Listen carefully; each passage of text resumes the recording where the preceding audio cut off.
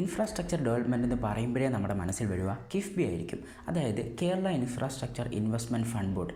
എന്താണ് ഈ KIIFB? 1999 Kerala infrastructure investment fund ആക്ടിൻ്റെ കീഴിൽ തുടങ്ങിയ ഒരു സ്റ്റാറ്റ്യൂട്ടറി ബോഡിയായിരുന്നു കിഫ്ബി. എന്നാൽ പിന്നീട് വന്ന സർക്കാരുകൾക്കൊന്നും കിഫ്ബിയെ വേണ്ട വിധം ഉപയോഗിക്കാൻ പറ്റിയിരുന്നില്ല. അന്ന് കിഫ്ബി സ്വരൂപിച്ച ഫണ്ടുകൾ ട്രഷറിയിൽ സൂക്ഷിക്കാറായിരുന്നു പതിവ്.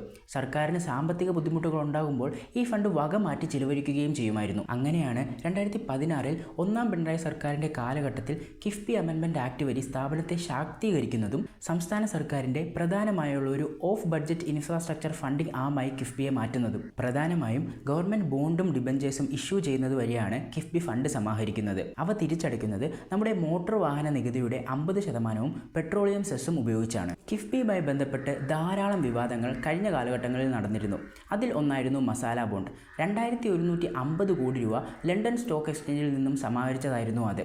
ഇന്ത്യയിൽ ഇത്തരത്തിൽ പണം ലഭിക്കുന്ന ആദ്യ ഏജൻസിയായിരുന്നു കിഫ്ബി. ഇങ്ങനെ സമാഹരിച്ച ഫണ്ട് വഴി കിഫ്ബി കേരളത്തിൽ വലിയ തോതിൽ ഇൻഫ്രാസ്ട്രക്ചർ ഡെവലപ്മെൻറ്റ്സ് നടത്തി.